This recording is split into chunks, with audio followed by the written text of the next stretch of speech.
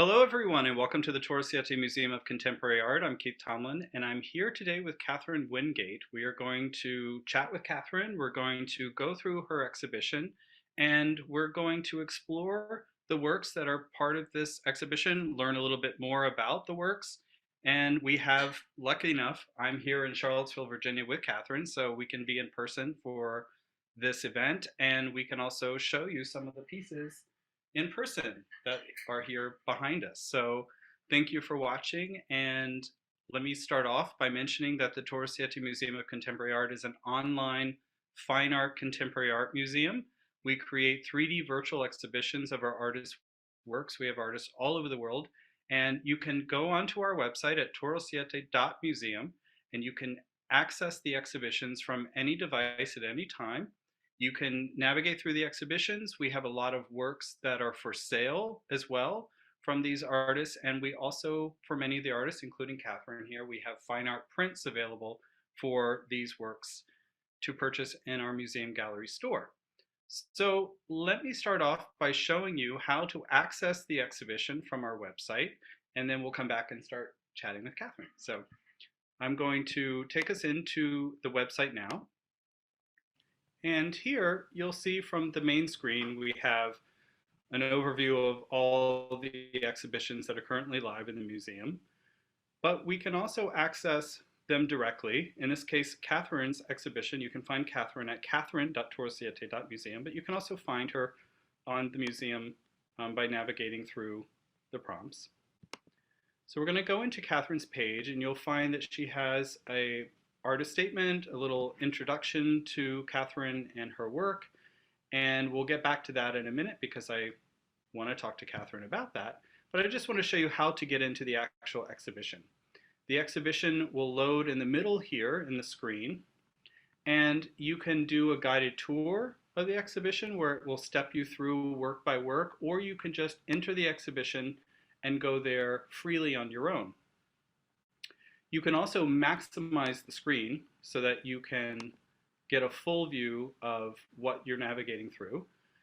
So once you're inside of the exhibition, there's many ways that you can navigate depending on the device that you're using. If you're using a touch screen, if you're using an iPad or an Android tablet, you can just simply swipe on the screen and it will move through the exhibition. You can tap on individual works as well to zoom in and get more information about them.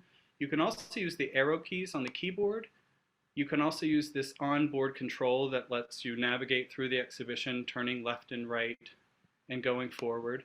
But you can also just simply click on the work, and that will navigate directly to the work. We have more information that's available in the upper right-hand corner of the screen. My face might be blocking it right now, but you can click on the information icon there, get more information about the work, the sizes, the medium, and links to our museum gallery store. So before we spend a lot of time in the actual exhibition, since we're here with Kathryn, I wanted to introduce you. Welcome. Thank you for having me. Welcome to the museum and welcome to our little Q&A here. I wanted to give everyone a little overview of your background. You have studied art formally, but most of what you're doing is sort of self-taught. Yep. Yeah, so I went to Virginia Commonwealth University for illustration, which is, just commercialized like Photoshop, how to draw the body, how to draw step-by-step, stuff like that. But I ended up by the last year in school really being interested in painting, and I taught myself how to oil paint and never looked back. That was it. That was all I wanted to do, and that's all I ever wanted to do. That's pretty cool, and that's pretty impressive for me. I mean, I've dabbled a little bit in trying to do things, and one of the things I've never been able to do with paint is get colors right. All the mixing and all the layers, and oil especially, is not the easiest medium to work in. So you can see, people that are not familiar with Kathryn's work, you can see a little bit of it behind us, and most of her pieces are figurative. I mean, she uses figures in her works. Obviously, your illustration background with anatomy is very helpful in some of the things that you do, but you go way beyond that with your use of shadow and sort of a surrealistic way of portraying the images and emotions that you're doing. One thing that I think is really interesting about you and about these works is there's a term for it. I'm going to say it wrong probably because I've been practicing it all day, but it's like synesthesia, Yeah, right? you got it. What does that mean? What is that? So synesthesia is technically like a union of two senses or perceptions. There's thousands of different variations to it. For me, I personally read letters and numbers in color. So like TOROSIETE, I see it green. It's always green, which is funny because your branding is green, so it Right. happens to work So out. that's cool. But You it's picked the kind right of color. like an overlay of sorts. So like I see that it's something is written in black ink, but on top of it, there's like another layer of what those colors are, and it's just there, and they're always consistent. It's always been that way throughout my life.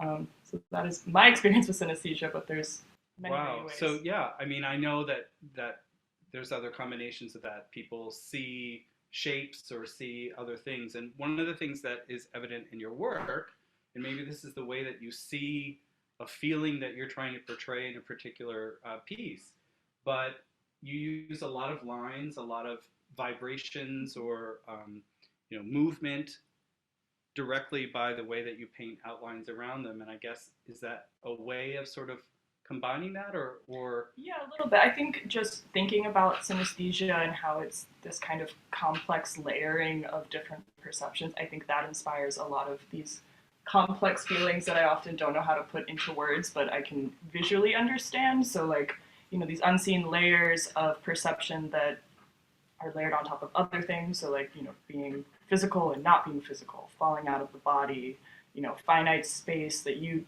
take up in your body and an infinite space that is the universe, and all these kind of like strange, complex, abstract feelings to me is very similar to how synesthesia feels. So I think that is kind of flows through every piece in my collection right now. cool. I mean, that's definitely evident. And I want to take us inside of the exhibition so we can look at some of these pieces specifically. And then, of course, we can turn around and pull one out here as well. But one of the things that I think is really interesting about the way that you've constructed these works is when we are looking at these pieces, and let's just start off with this one, because this is a pretty dramatic piece. And this, to me, this is Layers of the Unseen. This is a recent piece of yours. This is oil on masonite board. This is a really large piece, 46 by 46 inches. And one of the things that I think is clearly evident in your work, and it's constantly being illustrated here, is your use of a very specifically accurately portrayed part of the body, and then there's parts of it that are replaced or swapped out by lines or shadows or some deep perceptional trickery. I mean, it's not, it's trickery is probably the not the right word, but I mean, especially you have a series of works where you've combined blue and red as the background, and obviously those are two colors that our brain has trouble focusing together. So not only does it create this really cool effect with the shadowing that you do, but you have this depth that gets created and your brain can't really focus on the colors. So when you see these pieces in person, they kind of make you a little dizzy sometimes. Yeah, they definitely vibrate Yeah, together. vibrate. That's the word I was looking for. That's, yeah, for sure. So tell me in this piece, for an example, the title, Layers of the Unseen, but you depict a woman here. She's in an interesting position. She's looking up to the top of the painting, but you're just seeing all of these vibrations come off of her. Is there anything specific about this piece that, like, what was your inspiration behind this? Sure. So this one, as well as Phantom Limb, they're very similar pieces. This one was actually made after that one. But I think what I'm playing with some of these like limbs being missing is really like a focus on the barrier of a human body and kind of where that body ends. Kind of like imagine the body as a negative space in a way, in a space that is positive. So like if the space around your body is positive and your body is negative space, like you're just filling it with an energy. That's something that I'm playing with, as well as just like that the lines, like you said, the vibrations, kind of that something that's almost in every painting is kind of that idea of your body ends at a certain point, but it also continues out forever in a way. So it's like kind of that juxtaposition of space in that infinite space. Wow. Okay. Yeah. And so here's Phantom Limb. which again is a very similarly constructed piece in terms of the realism of the figure of the body interposed with these shadows and backgrounds. And then you have a few others that are similar. I mean, this is sort of almost like a characteristic of your work, is these figures that are ultra realistic and then missing pieces in shadow or whatever. And this one's hollow, which, you know, speaks for itself, really. I think they're just fantastic. I mean, they really draw you in. I mean, it's sort of like, one of the things that at our museum that we love is finding interesting artwork that doesn't always need an explanation, but it's certainly something that makes you really want to understand what's going on. And you know, we love for people to make their own interpretations of things as well. But it's just, we definitely like things that make you take another look and say, well, what's going on with this piece? But so along the same lines, I'm just sort of giving people a chance to browse through. This is a diptych here, two pieces that were sort of put together, flesh and form.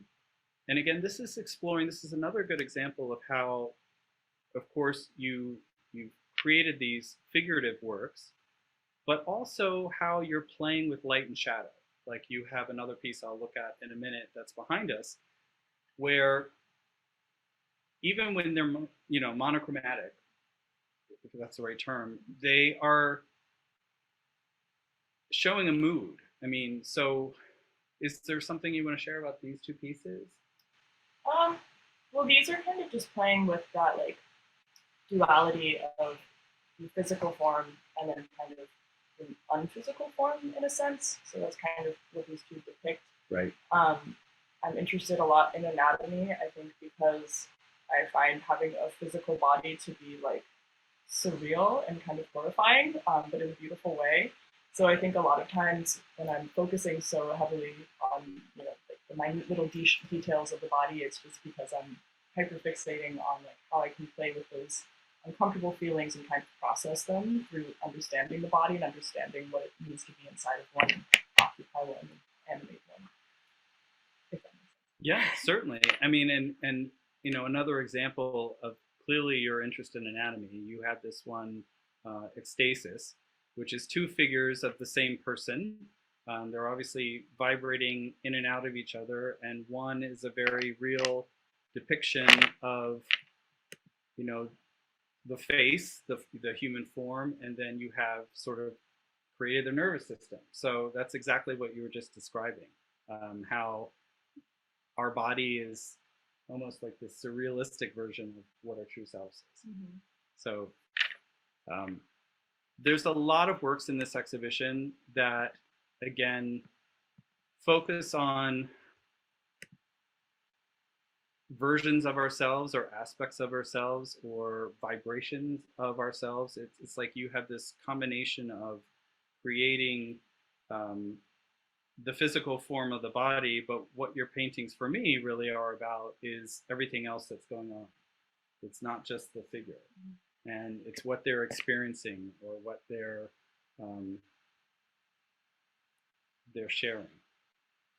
This one is a really interesting piece, Warp. I just wanted to point this one out. This one is behind us, and it's quite large.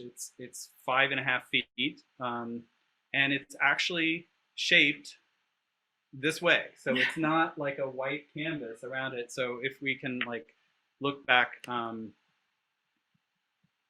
behind us, you know, this piece obviously, everything's backwards. This piece, you know, physically is cut out of board. But this one, you know, different from the other ones where you have like these vibrations and these lines around them, instead of doing that with this piece, you've actually just changed the shape of the canvas, which is really, really, really cool. And now that we sort of are seeing some of these behind us, one of the things I wanted to ask, which I'm sure, you know, maybe somebody's wondering, none of your figures have hair. And I know, because we've talked about it, it's deliberate. So do you want to share that? Yeah, so there's There's multiple reasons. I think the most shallow reason really is just that the silhouette works better that way. When I'm overlapping things, it wouldn't work the same way if there was the hair in the silhouette. It would be like there's just like a big triangle. So if I have two heads overlapping, you can actually see the outline of the body a little bit better. It makes more sense. But on a deeper level, I think I'm interested in again kind of the outline of the human form, kind of the human at its most basic, stripped down self, no adornments, no ego, no beautiful additions to your body. It's just you as the body, and it's genderless, it's non-sexualized, and to me, that's very interesting. So it's kind of the main reasons. And that will bring me back into the exhibition. I wanted to showcase a few other works where we see that. So here, when we go into other works, again, your play on form and the vibrations of the forms, again, this is one of my favorite ones here, outside. You've got this perfectly formed body, and then you have this sort of echo of the body. And so this is another example of how you keep doing this in this collection. This one again,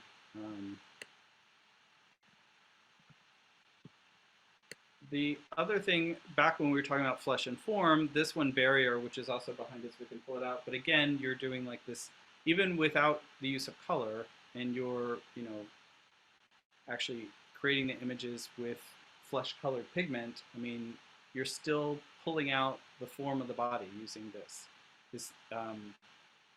You have a few pieces in the collection that have this sort of feel to it. So.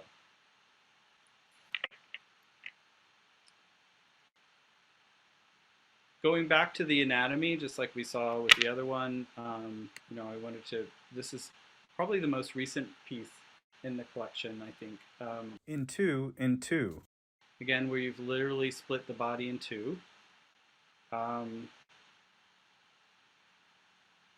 Do you want to talk about that one? I mean, this is probably one of the stranger ones that I've done. But again, I think like I'm fascinated with the complexity and fragility of being inside of the human body, and just kind of how surreal that is. And I think a lot about how, at its most fundamental forms, you're really just a brain and a spine. That's like what you are. That's what controls your body, and everything else is kind of just attached tools that kind of are on that. So this is kind of just playing with dissecting that body quite literally. Yeah, for sure. But it's I mean, they're just super cool. I mean, just to be like, and then you have some interesting pieces where you've experimented with different platforms or different forms. Like this one is actually painted on a mirror, which is really interesting. So, and depicted upside down. Mm-hmm. You also have another collection here. You can't see it virtually as well, but this is actually on clear glass. Mm-hmm. Float. So you have, again, the echoes, but this one really does some cool things with the shadows when you see it hanging on the wall. Yeah. That one's also fun because if you put it in a window, the background can change to wherever you are. That's so when I was in school, this was one of my earlier pieces. I had this in my apartment, and it would sit in the different apartments, and so every room that I lived in during my school years, it had like a different life to it. It had a different background. You see people walking behind it, or cars going by, and it kind of changed the entire vibe of the thing, which was fun. It'd be kind of creepy if someone stood behind it too. Some of the pieces are little. We have a few that are like these smaller little 8x8 pieces. Synesthesia here. And we also have,